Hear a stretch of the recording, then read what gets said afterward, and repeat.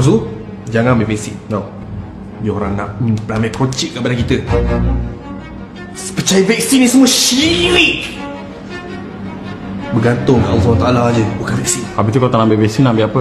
Ambil Habatus Sauda. So kau nak bertuhan ke Habatus Sauda lah ni? Habatus Sauda sunnah Nabi. Jangan letakkan diri dalam kecelakaan. Pergi bertanya pada orang yang arif dalam suatu bidang pun sunnah Nabi. Lepas tu, jangan percaya mufti. Mufti semua dah kena bayar dengan pokok ilmu dia.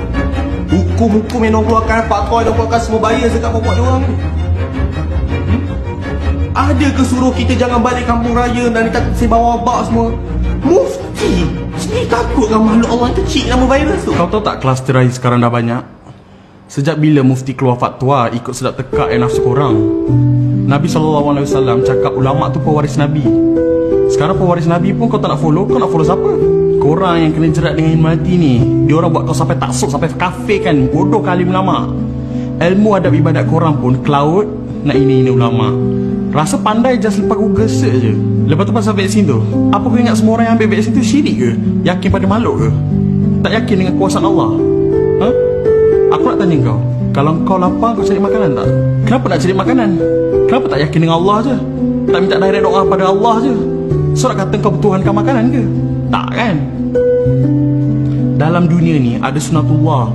Kalau lapar makan, kalau haus minum, kalau cocok tangan luka. Tu kau kena faham aturan Allah yang basic tu dulu. Bukan jadi bodoh tawakal butuh tanpa ikhtiar dan usaha. Rasulullah SAW pernah tegur seorang pemuda yang tak ikat tali untanya dengan alasan, tak apa, aku tawakal je pada Allah. Nabi tegur, ikat dulu baru tawakal, dengan nada yang tegas. Sebab tu dalam Al-Quran dah sebut, tak tahu satu benda, cari orang yang arif dalam bidang tu. Bukan memandai sendiri. Kalau pasal virus, tanya saintis. Kalau sakit, jumpa doktor. Ini bukannya syirik, ni Quran sendiri yang sebut. Tapi besok kenapa tak boleh nak solat Jumaat? Susah je jarak lagi. Tahu tak sekarang dah ada kluster jemaah surau? Ni aku nak bagi tahu ni. Kalau macam tu, buat apa Nabi berundur dari perang Uhud? Nabi kot, confirm menangnya. Nabi Nuh, buat apa lari naik kapal? Baginda berdakwah pada orang kot. Nabi Lut, buat apa lari dari bumi yang terbalik? Dia confirm kebalnya. Yang korang ni, Nabi pun bukan, alim ulama pun bukan. Tawakal kalah Nabi-Nabi. Nama pun bala, kenalah usaha sampai mungkin.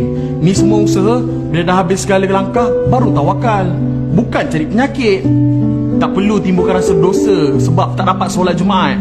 Sebab tu arahan pemerintah. Nabi sendiri bagi tahu dalam hadis riwayat Abu Daud, Al-Baihaqi dan Ibnu Majah, tak perlu ke masjid kalau ada uzur. Uzur tu apa? Sahabat tanya. Nabi kata ketakutan, kebimbangan atau sakit. Orang awam dan pemerintah takutkan wabak ni tersebar. Nak kata norma baru ni rosak akidah adalah satu tuduhan yang berat. Sebab yang memutuskan SOP ni bukan sekadar mufti-mufti di Malaysia je, tapi dekat seluruh dunia tau. Nak kata apa? Ilmuwan dengan mufti-mufti ni setuju perkara yang merosakkan akidah. Takkan mufti-mufti ni nak sesatkan atau murtadkan umat Islam. Takkan mufti ni tak faham maqasid syariah dalam menjaga nyawa dan masalah awam. Ustaz Zaidrus pun dah bagi pendapat dia pasal SOP solat jarak 1 meter ni dekat ceramah dia tu.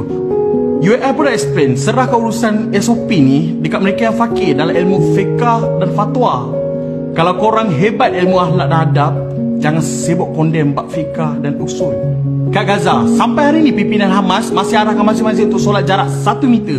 5 Mei lepas, baru Gaza dibenarkan untuk solat berjemaah full 1 meter di masjid-masjid setelah sekian lama masjid-masjid di Gaza dilimitkan jemaah.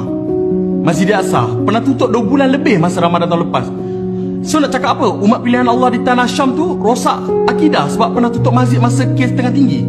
Adakah mereka rosak akidah kerana pernah solat jemaah berjarak ketika kes tengah tinggi? Ustaz Hafiz Soroni pernah explain dari fakta sejarah. Masjid-masjid pernah ditutup suatu masa dulu akibat wabak. Tahun 1048, masjid-masjid di Andalusia dan Mesir ditutup kerana wabak. Tahun 1347 sampai 1351, masjid-masjid pernah ditutup di Andalusia, Mesir, Cordoba dan tanah Syam akibat wabak Black Death. Tahun 1424 berlaku wabak di Mekah, sehingga masa tu hanya satu imam dan satu makmum je boleh solat kat Masjid Haram tu. Walaupun masjid-masjid diarahkan tutup pada masa dulu, Islam tak pernah padam.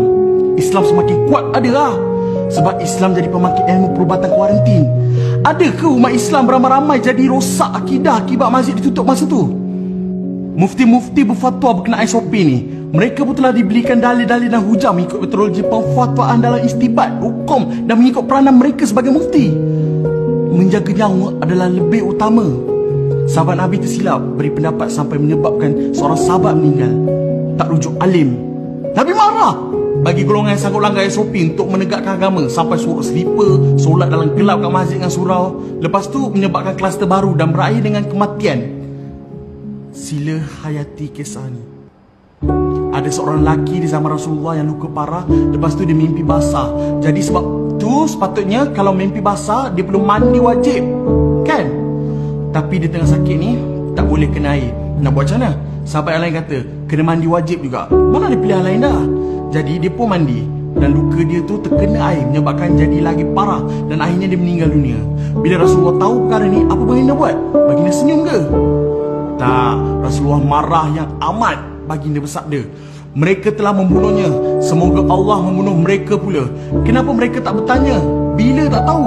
Kerana hanya sesungguhnya ubat kepada kebodohan adalah bertanya. Hadis ini diriwayatkan oleh Abu Daud dalam bab tahara dan selainnya daripada Jabir. Begitu juga zaman kita ni, bila berlaku wabak macam ni, jadi kita nak buat apa? Bila bertemu antara dua makasih, antara menjaga nyawa dengan menjaga agama, mana lebih perlu diutamakan? Dan nak tanya pada siapa zaman ni? Jawabnya tidak lain dan tidak bukan adalah ulil amri. Tapi sebab kita rasa lebih tahu berbanding mufti, kita pun buat sendiri andaian nak pertahankan agama. Bila menyebabkan kematian sebab kejahatan kita, apa nak kata? Kau dah bunuh dia, semoga Allah bunuh kau pula. Sepatutnya yang perlu dilakukan adalah tayamum sebagai ruksah keringanan, sebab dia tak boleh kena air. Walaupun mandi tu wajib, tapi ada keringanan. Macam mana pula dengan solat jemaah kat masjid? Dan kalau dapat solat berjamaah, kena pula jarak. Sedangkan solat dengan saf yang rapat tu kan sunnah. Ini yang kena belajar dan faham kaedah fiqah. Dalam bab solat berjemaah di masjid, ia adalah hak Allah. Hak Allah tu bina di atas dasar toleransi. Sebab itu orang yang bermusafir boleh jamakkan solat mereka. Manakala solat dengan saf yang dijarakkan itu juga dikira sebahagian daripada sunnah, kerana merampakkan saf adalah sunat. Tetapi menjaga nyawa adalah wajib. Itulah sunnah sebenar. Buktinya, kluster beberapa surau yang rapatkan saf tu, dah ada yang meninggal dunia. Seorang positif dan seorang batuk semua keliling dia positif. Dalam Islam juga, kena jaga nyawa lebih utama daripada perkara sunat. Sebab tu jangan palau tahu dengan pelbagai pandangan, sedangkan agama tu senang dan menyenangkan. Wallahualam. Sekali lagi, aku nak tanya kau, pagi tadi kau solat subuh tak?